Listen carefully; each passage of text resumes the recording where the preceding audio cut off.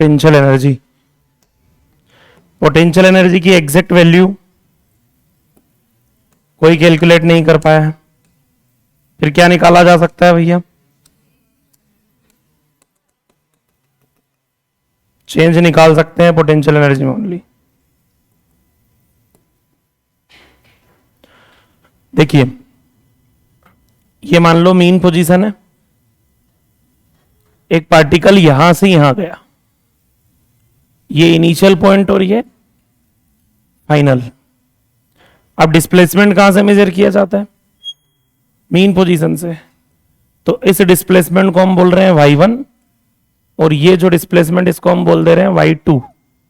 और यहां कहीं अपन मान के चल रहे हैं यहां कहीं होगी क्या? Extreme position.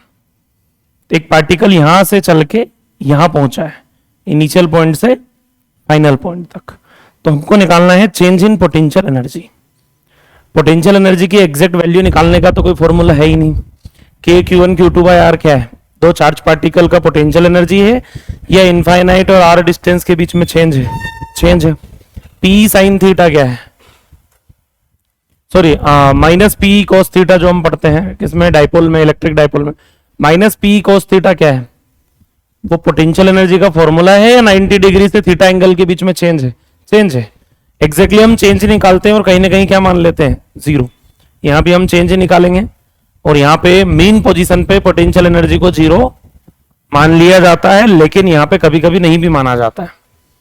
यहाँ पे आपको 2-3% क्वेश्चन ऐसे मिलेंगे, 97-96% क्वेश्चन में तो जीरो ही होती है, लेकिन 1-2% वैरायटी ऐसी मिलेगी जहां पे मीन पोजीशन पे पोटेंशियल एनर्जी जीरो कंसिडर करके नहीं चलेंगे। वो तो बोलेंगे फिर कितनी है, कुछ नहीं बोला जाए तो फिर तो मुझे क्या मानना है? जीरो ही मानना है। जैसे हम 90 डिग्री पे जीरो मान लेते हैं डाइपोल की, इनफाइनाइट डिस्टेंस पे जीरो मान लेते हैं चार्ज पार्टिकल्स के लिए, तो मानना ही है, मजबूरी है। ठीक है, वैल्यू तो वैसे भी एग्जैक्ट पता है नहीं किसी को। चलो पोटेंशियल एनर्जी का चेंज निकालना है, तो चेंज निकालने का क्या तरीका है? चेंज कैसे निकाल सकते हैं भाई? चेंज इन पोटेंशियल एनर्जी कैसे निकलता है? वर्क डन बाय एक्सटर्नल, या आप ऐसा बोल सकते हो, या वर्क डन बाय जो फोर्स लग रहा होगा। एक होता है work done by internal conservative force, उसकी नेगेटिव वैल्यू से एक्सटर्नल क्यों लेके चले अपन? इनके बीच में जो भी फोर्स लग रहा होगा इंटरनल कंजर्वेटिव फोर्स, उसकी नेगेटिव वैल्यू के इक्वल तो होगा। इंटरनल कंजर्वेटिव फोर्स ही ले ले, मान लो दो चार्ज पार्टिकल के बीच में एक चार्ज पार्टिकल ऑसिलेट कर रहा है, तो उनके बीच में लगने वाला जो इलेक्ट्रोस्टैटिक फोर्स है वो कौन सा है? इंटरनल। तो बताओ वर्क कैसे निकाला जाता है? अब थोड़ा सा WPE का कॉन्सेप्ट यूज होगा भैया। वर्क होता है फोर्स इनटू डिस्प्लेसमेंट, कहां से कहां तक? y1 से y2 तक। तो change in potential energy is equal to, अब यहां पे फोर्स क्या होता है? F is equal to kx। यहां x नहीं लिखते हुए क्या लिख रहे हैं हम? y लिख रहे हैं, कहां से कहां तक? ये F इक्वल टू ky क्या चीज है? k क्या है? Force constant. y क्या है? डिस्प्लेसमेंट। एसएचएफ में फोर्स और डिस्प्लेसमेंट में यही तो रिलेशन है, F is equal to ky। वैसे हमने kx लिखा है, वहां पे कुछ भी लिख लो, x लिख लो, y लिख लो, z लिख लो, डिस्प्लेसमेंट होना चाहिए। माइनस कहां गया? इसका ये, इसका माइनस यहां गया कि ये भी तो F equal to minus ky होता है।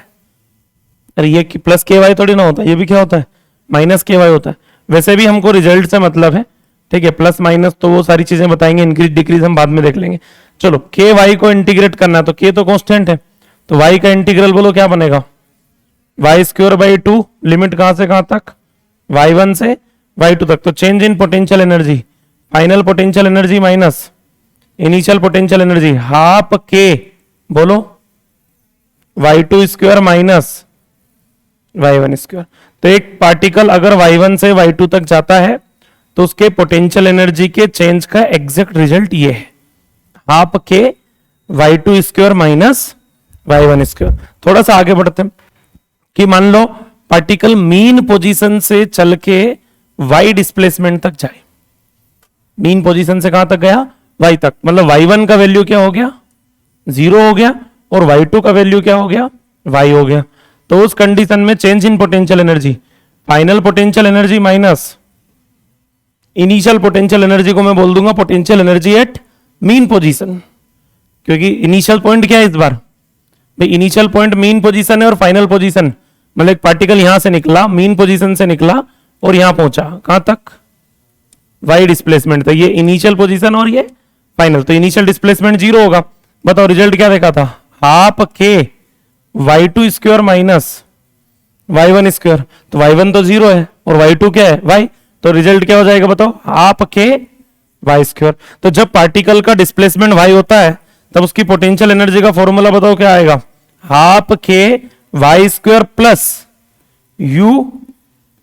अगर मीन पोजीशन पे पोटेंशियल एनर्जी को जीरो कंसीडर करके नहीं चल रहा है तो कुछ वैल्यू बोलेगा, और कुछ वैल्यू बोलेगा तो वो आपको यहां रखना है, कहां पे, यूएमपी की जगह पे, potential energy at mean position अगर दिया जाए तो ये यहां रखना है। मैंने बताया था 2-3% वैरायटी ऐसी मिलेगी जहां पे कुछ ना कुछ वैल्यू दे दी जाएगी। 97-98% क्वेश्चन में कुछ नहीं बोला जाता है, तो हम मीन पोजीशन पे पोटेंशियल एनर्जी क्या मान के चलते हैं, जीरो। मीन पोजीशन का पोटेंशियल एनर्जी अगर जीरो कंसिडर करके चले, 97-98% क्वेश्चंस में यही होता है, ठीक है। तो उस कंडीशन में पोटेंशियल एनर्जी का फॉर्मूला बताओ फिर क्या बच गया, हाफ के वाई स्क्वायर। तो मीन पोजीशन पे पोटेंशियल एनर्जी जीरो होती है या मान ली गई है, मान ली गई है। एक्सट्रीम पोजीशन पे काइनेटिक एनर्जी जीरो होती है या मान ली गई है, होती है। एक्सट्रीम पोजीशन पे काइनेटिक एनर्जी जीरो होती है। रेस्ट में आता है ना एक्सट्रीम पोजीशन, वो है जहां पार्टिकल रुकेगा, रुकेगा तो वहां पे काइनेटिक एनर्जी जीरो है। भाई काइनेटिक एनर्जी के फॉर्मूले हैं फिजिक्स में, half m v square, potential energy का फॉर्मूला नहीं है ये, इसका चेंज ही निकाला जा सकता है बस। तो यहां मानना पड़ता है कि वैल्यू, एग्जैक्ट वैल्यू किसी को नहीं पता। तो मीन पोजीशन पे पोटेंशियल एनर्जी जीरो होगी, एक्सट्रीम पोजीशन पे काइनेटिक एनर्जी जीरो होगी। इन दोनों में से दो, वैसे तो दोनों स्टेटमेंट सही है। 98% क्वेश्चन में हम मीन पोजीशन का पोटेंशियल एनर्जी जीरो मान के चलते हैं, और एक्सट्रीम पोजीशन पे काइनेटिक एनर्जी तो जीरो होती है। लेकिन दोनों सही में से ज्यादा सही कौन सा है, kinetic energy at extreme position is zero. फिर मीन पोजीशन पे पोटेंशियल एनर्जी के बारे में क्या बोले, बोले मिनिमम बोलने में ज्यादा फायदा है जीरो के कंपेयर में। मिनिमम होगी ये फिक्स है, सबसे कम वैल्यू वही होगी मीन पे, लेकिन कितनी होगी वो तो किसी को नहीं पता। छापिए,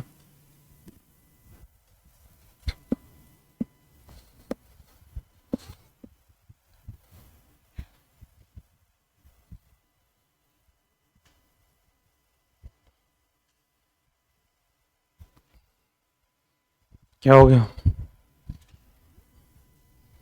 दीपिसा,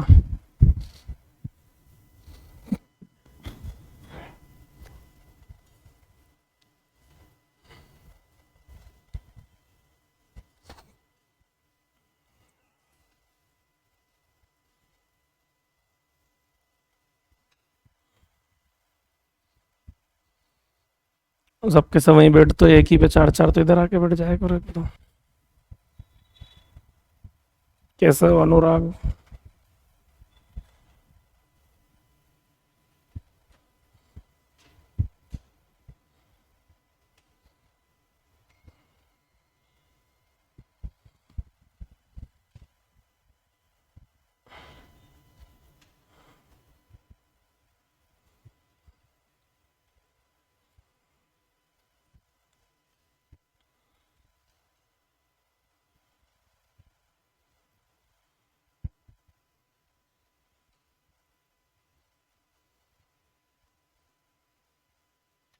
पीछे बैठो तो टिकने को मिल जाता है प्रॉपर, है ना।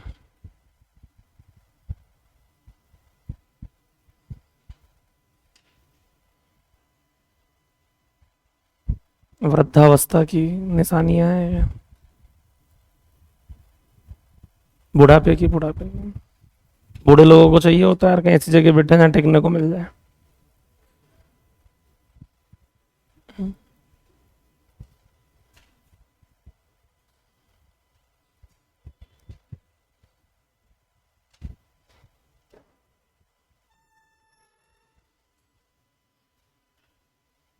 हो गया। तो वैसे तो इंपोर्टेंट फॉर्मूला हाफ के वाई स्क्वायर है, लेकिन सच्चा फॉर्मूला हाफ के वाई स्क्वायर प्लस यूएमपी है।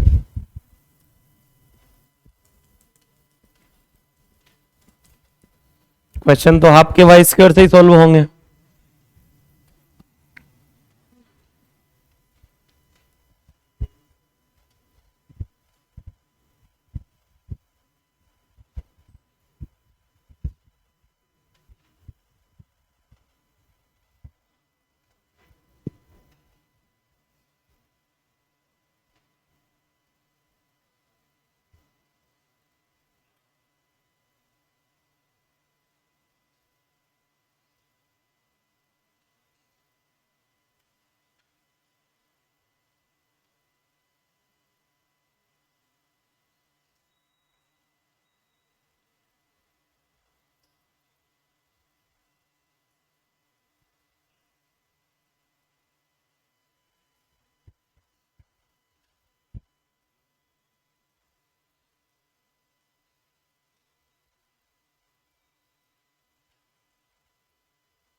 कल क्यों नहीं आया था? तो परसों आना चाहिए ना घर से।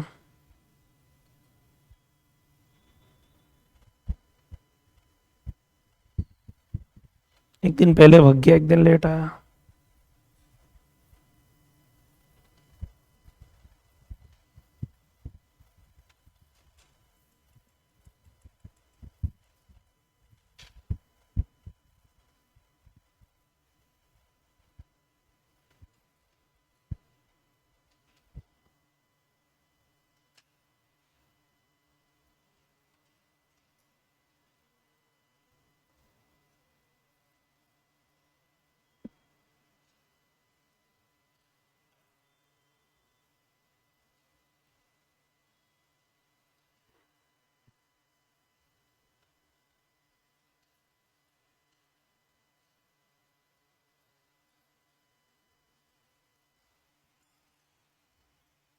हो गया क्या?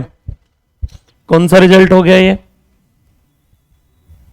पोटेंशियल एनर्जी डिस्प्लेसमेंट रिजल्ट हो गया है। काइनेटिक एनर्जी डिस्प्लेसमेंट रिजल्ट क्या था? आपके ए स्क्वायर माइनस वाई स्क्वायर। बढ़े आगे।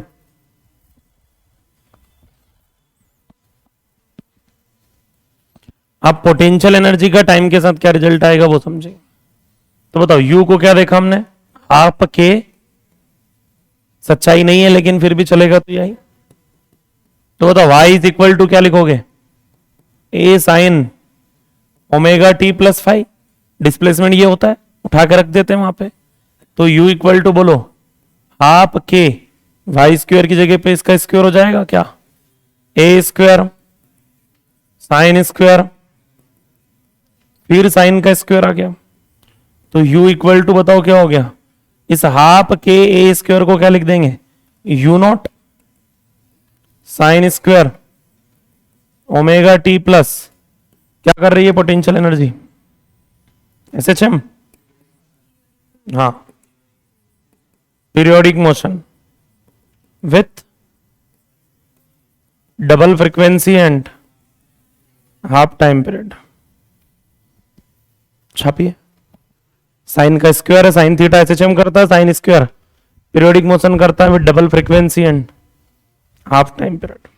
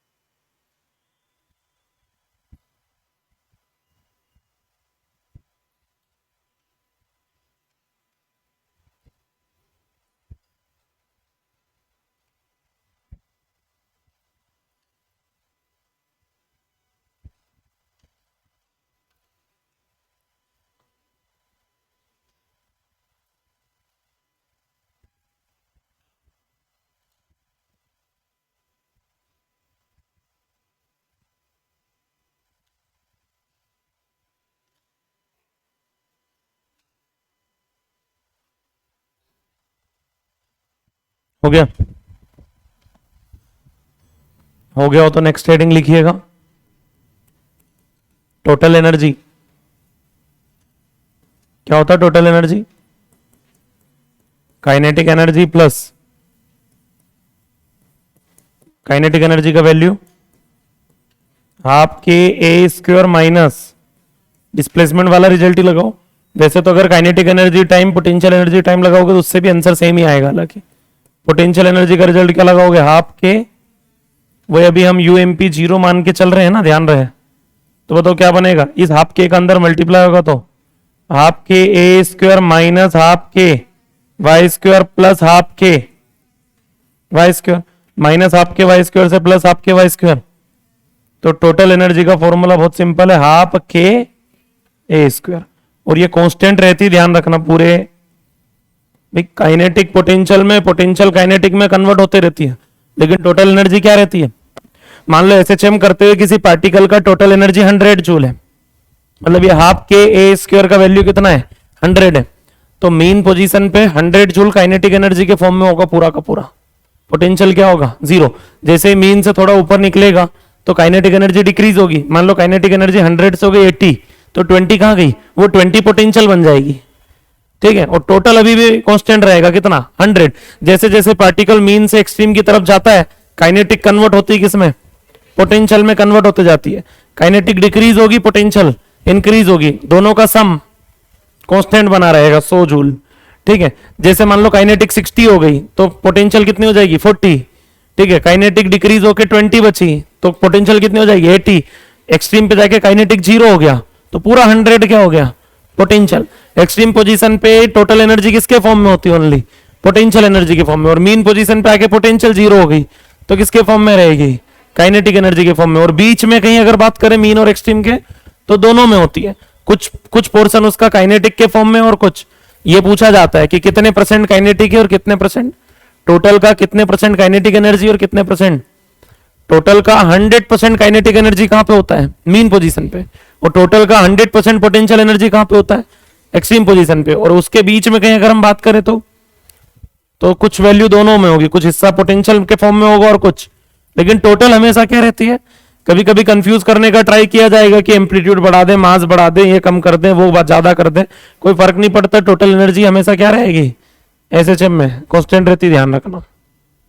छापिए।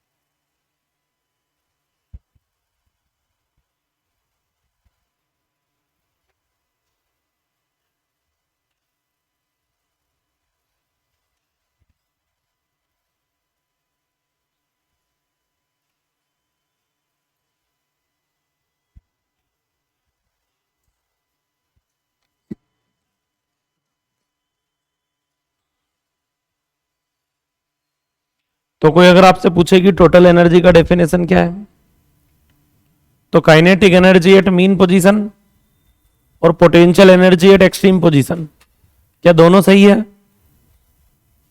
Kinetic energy at mean position, potential energy at extreme position, क्या दोनों ही टोटल एनर्जी के लिए सही बात है? क्या एक्सट्रीम पोजीशन पे टोटल एनर्जी पोटेंशियल के फॉर्म में होती है और मीन पोजीशन पे काइनेटिक के फॉर्म में। लेकिन अगर कोई पूछे कि दोनों ही ऑप्शन है और एक सिलेक्ट करना, ज्यादा अच्छा ऑप्शन कौन सा है?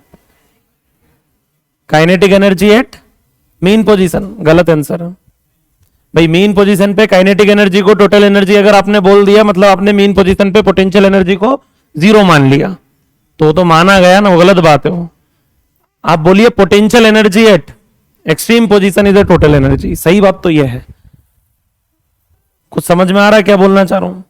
अगर आप काइनेटिक एनर्जी को टोटल एनर्जी बोल रहे हैं, मतलब आप पोटेंशियल एनर्जी को 0 मान रहे हैं।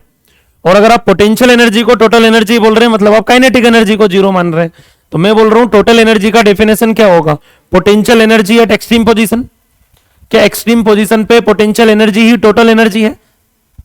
तो उसके लिए काइनेटिक एनर्जी 0 होना चाहिए। तो क्या एक्सट्रीम पोजीशन पे काइनेटिक एनर्जी 0 होता है? हाँ, kinetic energy at mean position total energy है।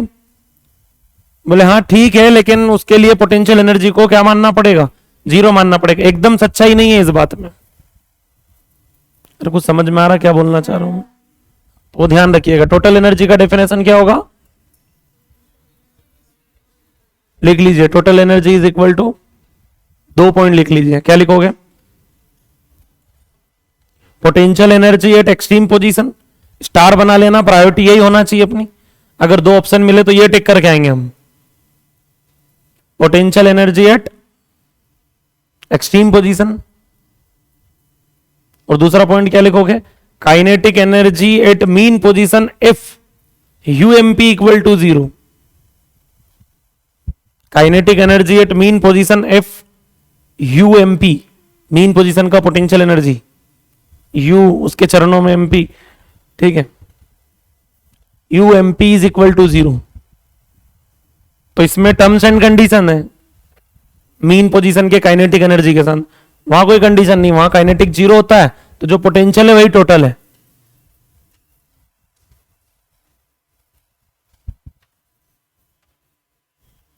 ठीक है, आगे बढ़े। अब हम 98-90% पे फोकस करते हैं, जो वहां पे यूएमपी क्या मान के चलते हैं, 0। लिखिए पहली heading,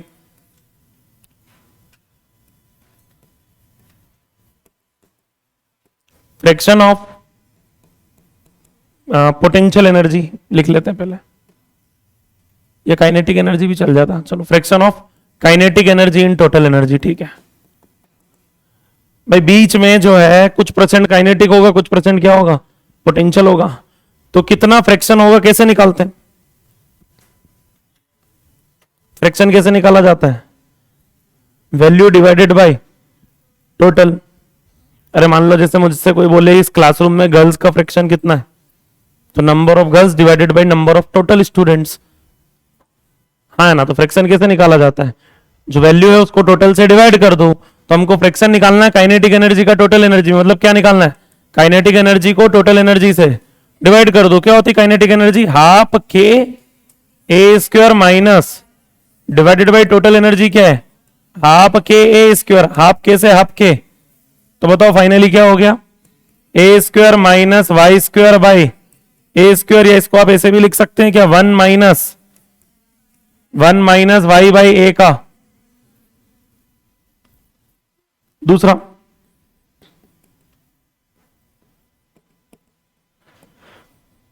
fraction of potential energy, potential energy in total energy कैसे निकालेंगे, potential energy divided by total energy, क्या होती है पोटेंशियल एनर्जी, हाफ के, और टोटल एनर्जी क्या होती है, half k a square, half के से हाफ के, तो बताओ वाई बाई ए का।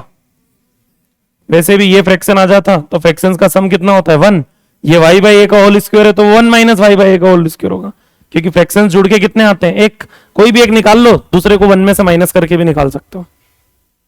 आया समझ में कि नहीं, हम छापिए।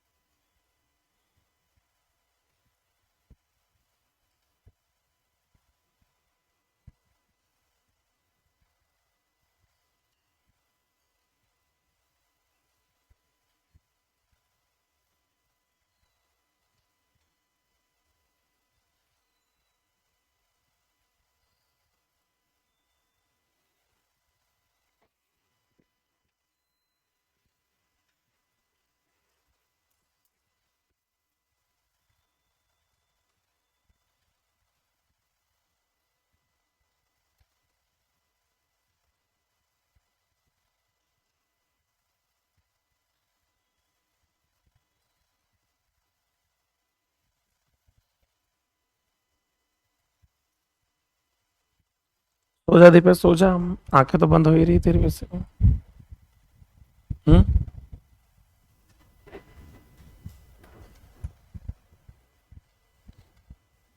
समझ में तो वैसे भी कुछ नहीं आता, अगर लिखते लिखते अपन मतलब गर्दन ही नीचे गिर जा रही है, तो इससे अच्छा तो सो लेना चाहिए कहीं ना कहीं जाकर।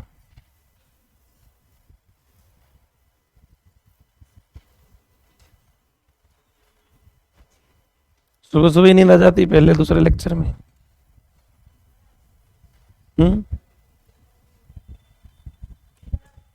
दिन भर आती नींद, मन लगाओ पढ़ाई में नहीं आएगी, आपके काम में आपका मन लगेगा तो नींद नहीं आएगी, जबरदस्ती करोगे तो आएगी फिर तो।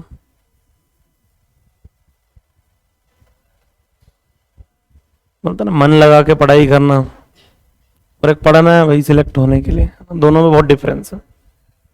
पढ़ाई भी अच्छी होगी मन लगा के पढ़ाई करोगे तो। हो गया। ये फ्रैक्शन है काइनेटिक एनर्जी का टोटल एनर्जी में और पोटेंशियल एनर्जी का भी टोटल एनर्जी में। कल हमने काइनेटिक एनर्जी टाइम रिजल्ट देखा था कल, उसमें देखिए के नोट किसकी जगह पे लिखा है अपन ने, हाफ के स्क्वायर। के नोट मतलब मैक्सिमम वैल्यू काइनेटिक एनर्जी का, या kinetic energy at mean position, तो वो तो टोटल एनर्जी के इक्वल है। हाफ के स्क्वायर तो टोटल एनर्जी का फॉर्मूला है। हाँ, तो वैसे भी काइनेटिक एनर्जी की मैक्सिमम वैल्यू किसके इक्वल होती है, टोटल के ही तो इक्वल होती है। तो काइनेटिक एनर्जी मैक्सिमम कहां होगी, मीन पोजीशन पे, और वहां पे टोटल एनर्जी ही काइनेटिक एनर्जी है। आज हमने पोटेंशियल एनर्जी टाइम रिजल्ट देखा, तो उसमें यू नोट कहां लिखा है हमने, वो भी हाफ के स्क्वायर ही है। आज जो यू नोट लिखा है वो किसकी जगह पे लिखा है, हाफ के, मतलब पोटेंशियल एनर्जी का मैक्सिमम वैल्यू भी टोटल एनर्जी के इक्वल ही होता है। कुछ समझ में आ रहा क्या बोलना चाह रहा हूं। और मैक्सिमम वैल्यू कहां होगा, एक्सट्रीम पोजीशन पे।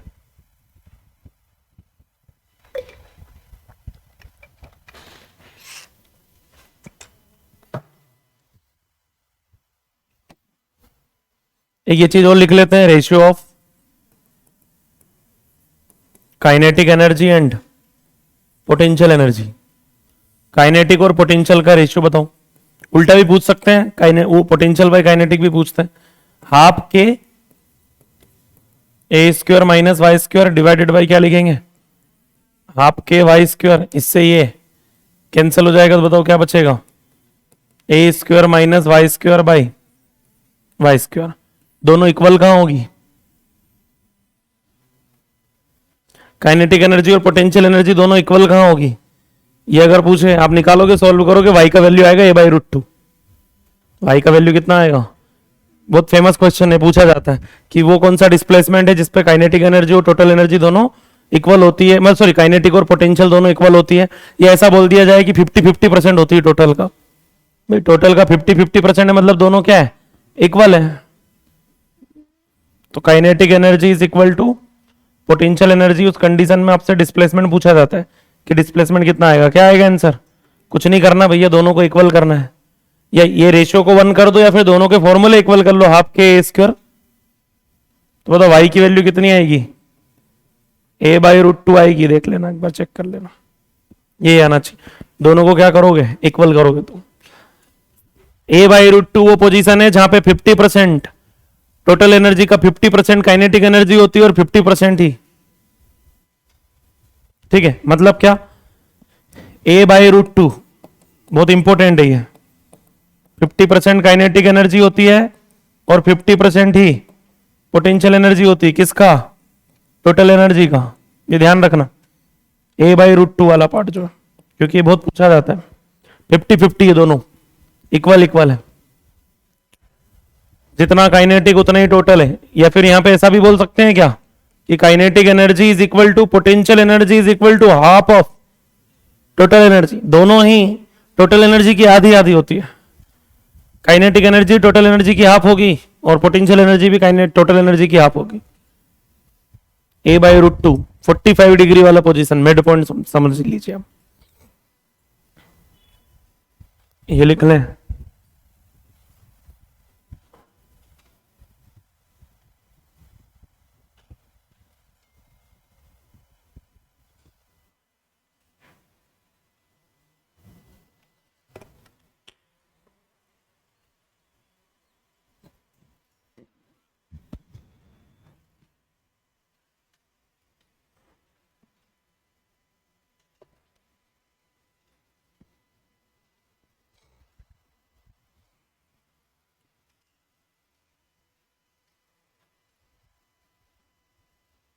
बढ़े आगे।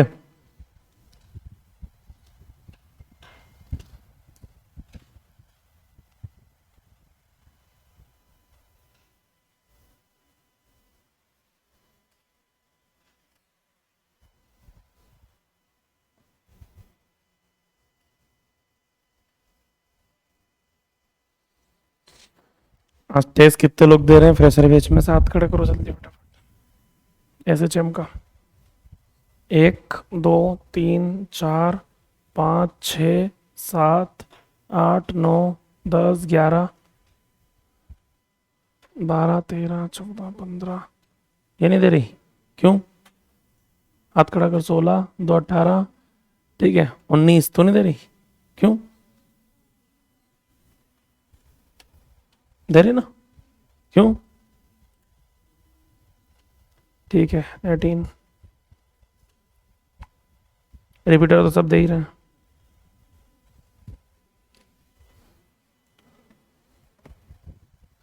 हाँ नहीं तुम्हारा वही है मॉडर्न फिजिक्स से।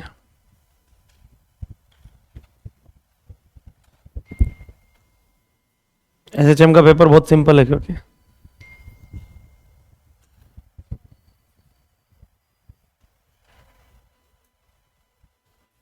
बढ़े आगे।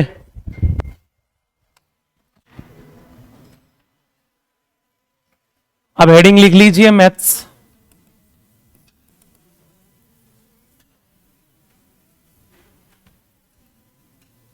अभी तक जो थ्योरी हमने पढ़ी इसमें कई सारे चेंजेस किए जाते हैं।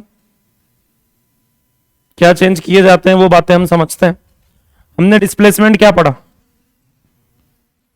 हमने डिस्प्लेसमेंट क्या पढ़ा? y is equal to A sine omega t plus five. तो बताओ साइन का ग्राफ क्या आता है?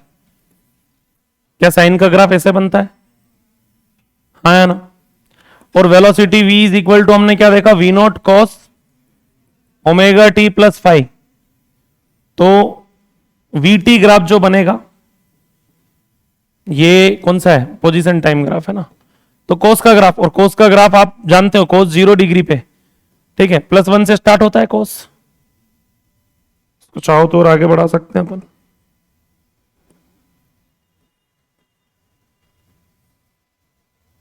ये किसका ग्राफ है? कोस का।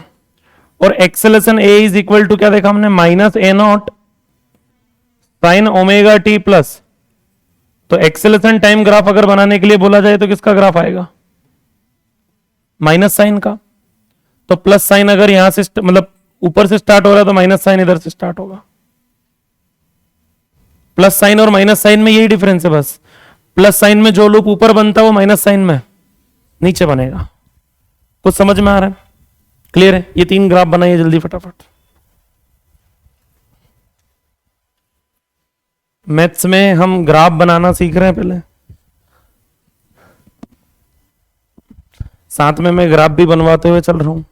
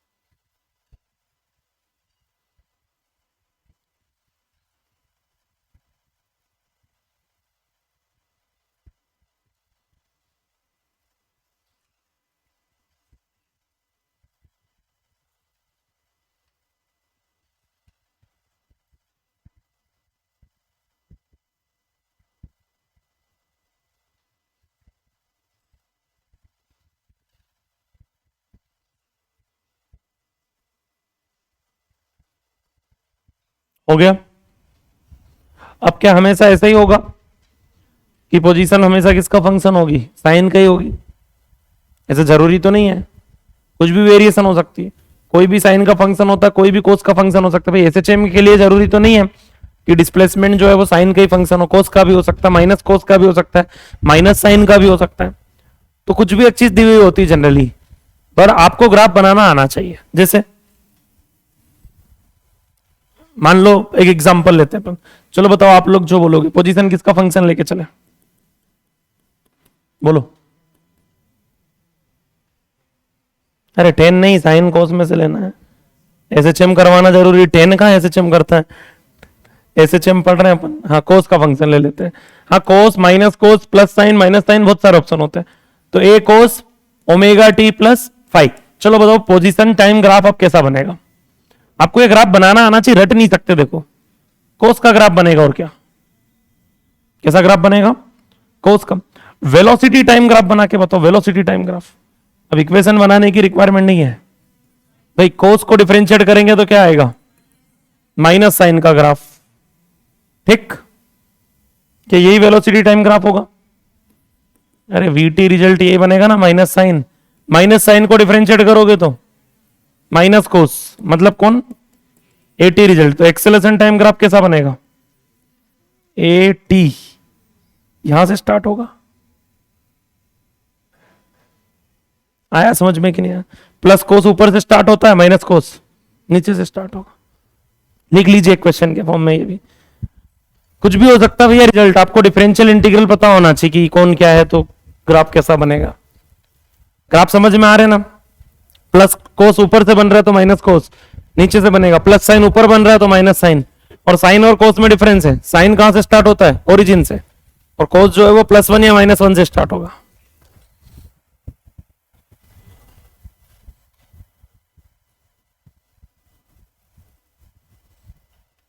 मान लो पोजीशन माइनस कोस का फंक्शन होती तो माइनस कोस का ग्राफ बनता, ये प्लस साइन का बनता और ये प्लस कोस का बनता।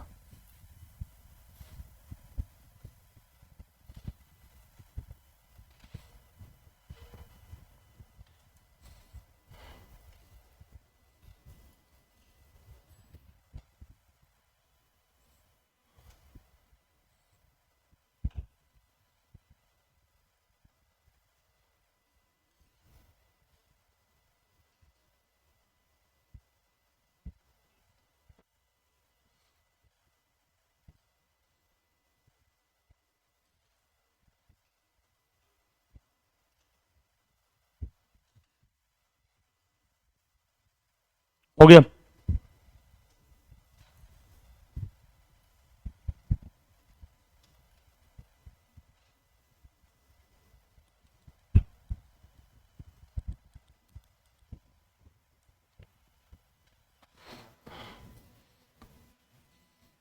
अब हम आगे बढ़ते हैं।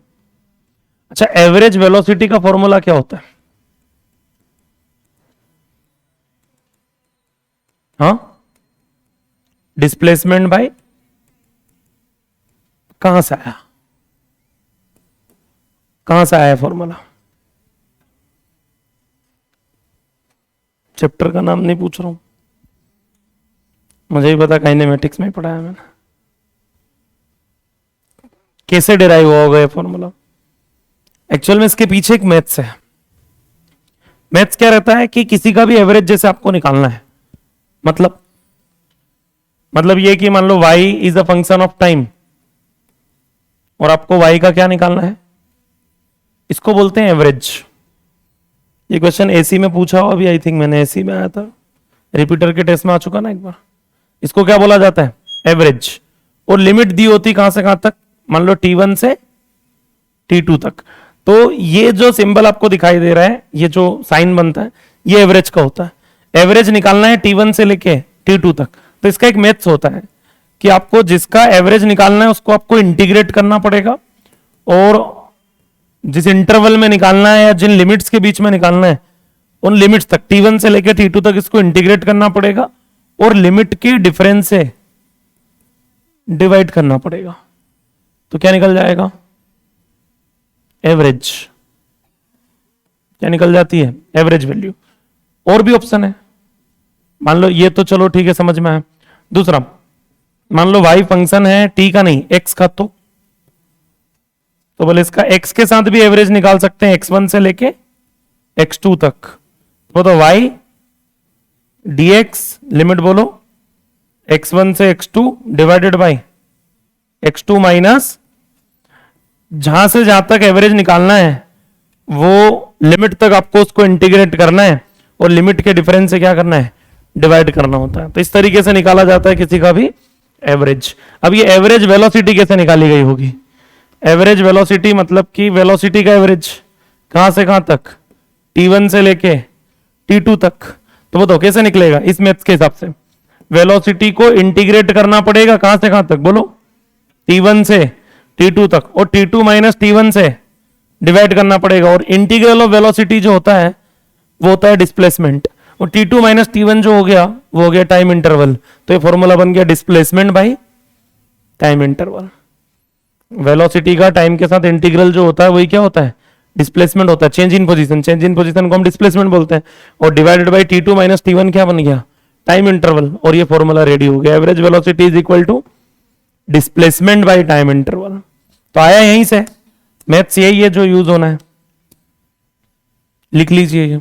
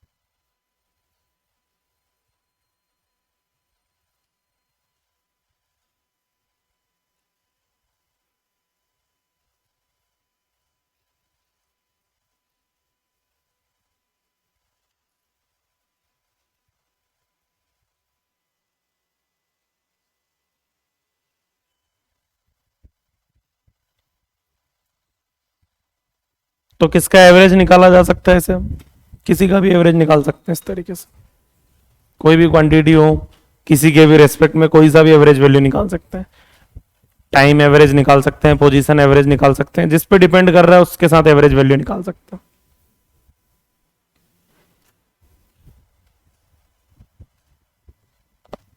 क्वेश्चंस करते हैं।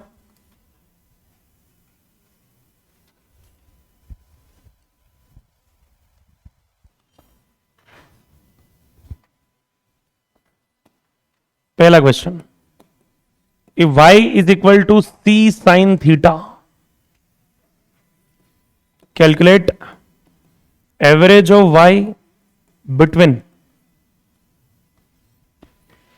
इसमें पहला क्वेश्चन 0 डिग्री टू 90 डिग्री, या फिर इसको एसएचएम में ऐसा बोला जाएगा, mean position to extreme position, और अल्टरनेटिंग करंट में ऐसा बोला जाएगा in 1/4 cycle. Mean to extreme कौन सा साइकिल हो गया, बात एक ही है तीनों, 0 टू 90 बोल दो, mean position to extreme position बोल दो, या 1/4 साइकिल बोल दो। Second 0 degree to 180 degree, 0 to 180 मतलब 90 गया और 90 वापस आ भी गया, मतलब वो मीन टू मीन हो गया, तो इसको क्या बोला जाएगा, हाफ साइकिल। क्या बोल सकते हैं इसको अपन, हाफ साइकिल, या मीन टू मीन भी बोल सकते हो। ठीक है, 0 टू 270 डिग्री बहुत रेयर ही आए, लेकिन ठीक है आए तो भी कोई दिक्कत नहीं है, 3/4 साइकिल और क्या। और ऐसे सोचें अगर एसएचएम में तो mean to extreme, extreme to mean, mean to lower extreme, मतलब mean to upper extreme to lower extreme, ये 3/4 साइकिल हो गया कंप्लीट। और एक होता है 0 टू 360 डिग्री, ये तो मैं कुछ बेसिक चीजें बता रहा हूं, कंप्लीट साइकिल। देखिए भैया, ये तो मैंने बताया कि यार 4 वैल्यू आप रट के रख सकते हैं कि कुछ भी आए तो आप डायरेक्ट टिक कर पाए। वैसे जनरली इन चारों में से कुछ एक चीज पूछी जाती है, और उसमें भी सबसे ज्यादा जो पूछा जाता है वो हाफ साइकिल और कंप्लीट साइकिल, बस ये 2 चीजें सबसे ज्यादा पूछी जाती है। लेकिन क्वेश्चन ये भी हो सकता है कि a/2 टू एक्सट्रीम पोजीशन, मतलब 30 डिग्री से 90 डिग्री, तो भी करना आना चाहिए, बेसिक पता होना चाहिए कि वैल्यू कैसे। चाहता तो मैं 2 वैल्यू रटवा सकता हूं, हाफ साइकिल और कंप्लीट साइकिल, आप कोई भी बुक लगाओगे कहीं क्वेश्चन नहीं अटकेगा। लेकिन एग्जाम में आ गया a/2 टू एक्सट्रीम पोजीशन, तो फिर क्या करोगे, a/2 मतलब 30 डिग्री, एक्सट्रीम पोजीशन मतलब, तो 30 से 90 के बीच में साइन का एवरेज निकालना आना चाहिए, और वो इस मैथ्स से निकलेगा। तो ये चारों वैल्यू हम सॉल्व करके रखते हैं। दो वैल्यू आप रट के रख लेना, कौन सी, हाफ साइकिल और कंप्लीट साइकिल। बाकी आपको वैल्यू सारी निकालना आना चाहिए, ट्राई कीजिए एक बार।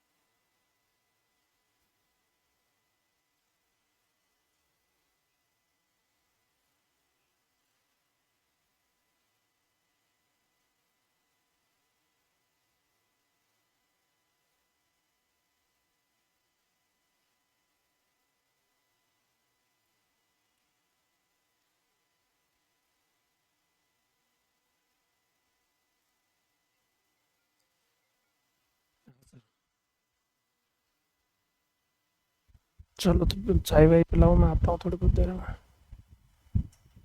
ठीक है, रोको।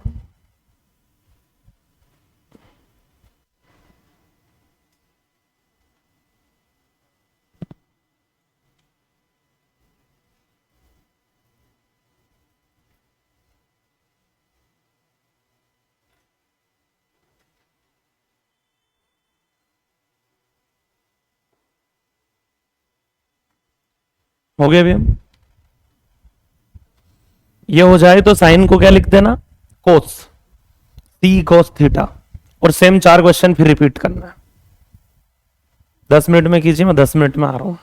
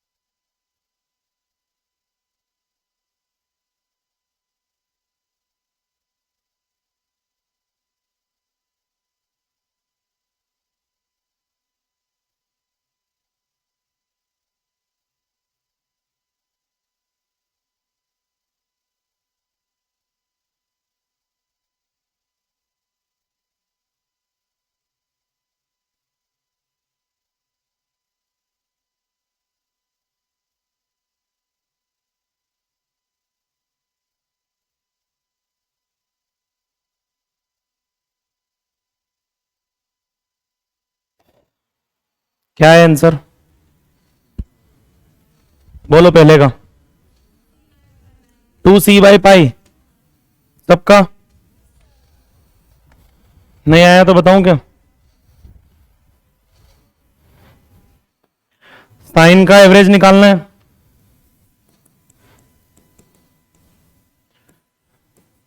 जीरो से 90 मतलब π/2।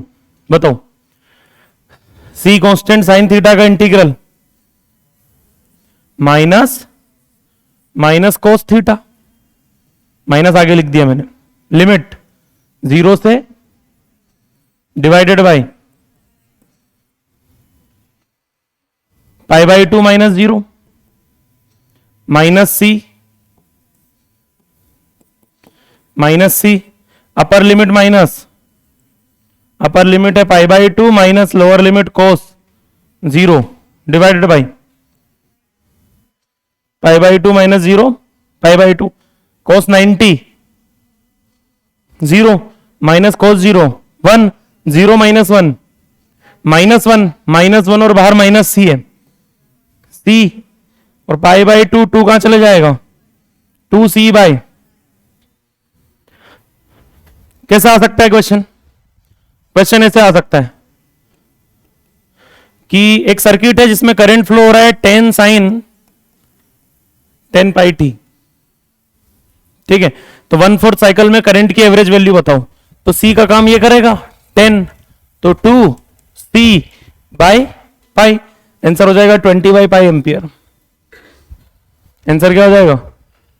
ये अल्टरनेटिंग एसी का क्वेश्चन नहीं है, लेकिन मैथ्स ये लगेगा 2c/π। साइन का एवरेज 1/4 साइकिल में कितना आता है? 2c/π।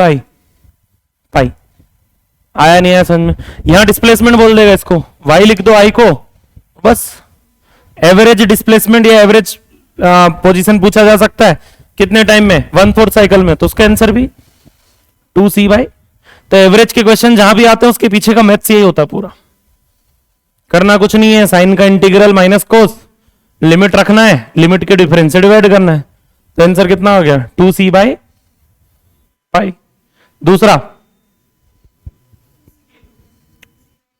दूसरे का जीरो आ गया, गलत है जीरो तो यार। कहां से? 0 से 180 डिग्री तक पूछा है ना मैंने, आंसर तो कुछ वैल्यू प्लस में आएगी। 2c/π आया होगा। कितना आ रहा है? 2c/π। यह 2c/π नहीं आया, c/π आया भाई। उसमें लिमिट ये हटा दो ना, ये हटा दें, ये 2c/π हटा रहा हूं मैं। ये हाफ साइकिल बहुत इंपॉर्टेंट है, ध्यान रखना।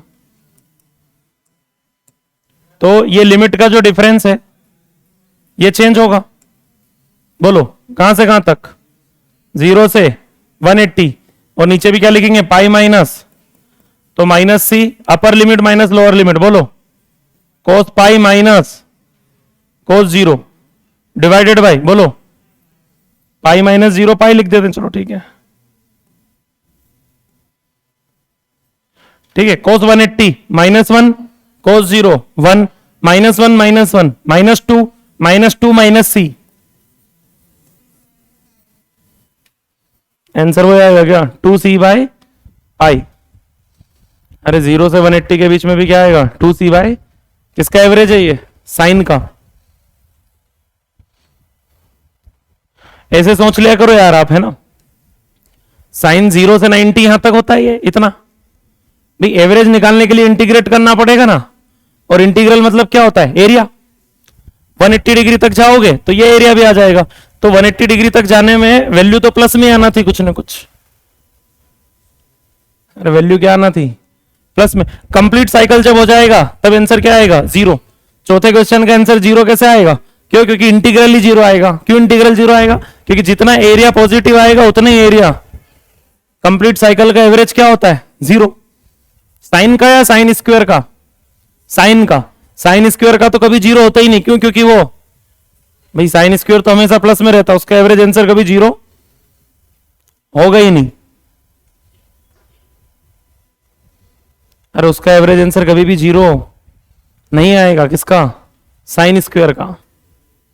तो kinetic average kinetic energy zero होगी क्या एसएचएम में कभी? एवरेज पोटेंशियल एनर्जी जीरो होगी क्या? कंप्लीट साइकिल का पूछते हैं, उनका आंसर भी याद रखो, साइन और कोस का भी E/2 होती है, half of maximum value. Average kinetic energy and average potential energy in complete cycle लिख लो, क्या होगी? E/2। साइन और कोस का एवरेज भी पता होना चाहिए, बाकी आप एवरेज निकाल ही रहे, साइन स्क्वायर कोस स्क्वायर का average. Average kinetic energy and average potential energy in complete cycle is equal to E/2। E बोले तो मैक्सिमम वैल्यू, टोटल एनर्जी की आधी, मैक्सिमम की half. Average kinetic energy and average potential energy in complete cycle is equal to E/2। Average kinetic energy and average potential energy in complete cycle is equal to E/2। और E क्या होता है?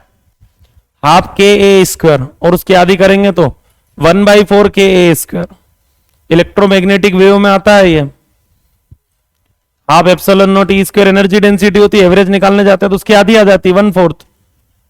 क्यों? क्योंकि sine square का average जो होता है वो हाफ ऑफ मैक्सिमम वैल्यू होता है। EM वेव में यही करेंगे अपन, E/2 टोटल का आधा। आया समझ में? अच्छा, इसका क्वेश्चन का जो चौथे का आंसर क्या आ जाएगा? 0। अच्छा, कोस का ग्राफ तो प्लस से स्टार्ट होता है, तो कोस का तो 0 से 180 डिग्री तक का जो आंसर है वही 0 हो गया होगा। कोस में 0 to 180 मतलब कोस थीटा का जब इंटीग्रल, मतलब दूसरा क्वेश्चन जो मैंने बोला था उसमें आप देखेंगे हाफ साइकिल का एवरेज भी 0 आएगा और कंप्लीट साइकिल का एवरेज भी 0 आएगा। साइन के हाफ साइकिल का एवरेज 0, ये कोस के हाफ साइकिल का एवरेज क्या होता है? 0। साइन के हाफ साइकिल का एवरेज 0। तो पार्टिकल मीन से एक्सट्रीम और एक्सट्रीम से जब मीन पे आएगा तो ये हाफ साइकिल काउंट होगा। तो इसमें एवरेज एक्सेलरेशन 0 होगा या एवरेज वेलोसिटी 0 होगी?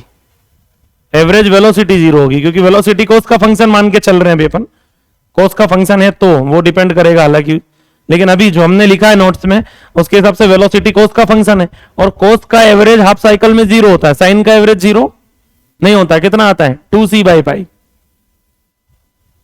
अरे कुछ समझ में आ रहा है कि नहीं आ रहा है? कोस का एवरेज हाफ साइकिल में 0 आएगा, चाहे निकाल के देख लेना। कोस का इंटीग्रल साइन बनता है, और एक बार ट्राई करना लिमिट डिफरेंस से डिवाइड करके, कर लोगे। एवरेज पे क्वेश्चन आया तो कहीं से कहीं तक भी आए चाहे अब, ठीक है। ये 1-2 क्वेश्चन मैंने करवा दी, बाकी आप लोग ट्राई करना। कंप्लीट साइकिल का तो 0 ही आता है दोनों का। साइन और कोस दोनों के कंप्लीट साइकिल का एवरेज 0, साइन के हाफ साइकिल का एवरेज 2c/π, कोस के हाफ साइकिल का एवरेज 0, 1/4 साइकिल का एवरेज दोनों का 2c/π आ रहा होगा। दोनों का क्या आ रहा होगा? 2c/π। कोस का भी हाफ 1/4 साइकिल का ये आया होगा 2c/π। 1/4 का दोनों का सेम है 2c/π, कंप्लीट साइकिल का दोनों का सेम है 0, हाफ साइकिल में डिफरेंस है केवल, हाफ साइकिल में साइन का 2c/π और कोस का 0, क्योंकि कोस जितना प्लस में रहता है हाफ साइकिल में उतना ही कहां जाता है? माइनस में भी आ जाता है। तो वो एरिया 0 होने से इंटीग्रल 0 आएगा। आप चाहे इंटीग्रेट करके देख लेना। डायरेक्ट 0 तो डायरेक्ट भी सोच सकते हैं एरिया से, कर लोगे सोल्व। नेक्स्ट टर्न पे कंटिन्यू करते हैं, इसको रिवाइज करके रखिएगा, टेस्ट में आ रहा है।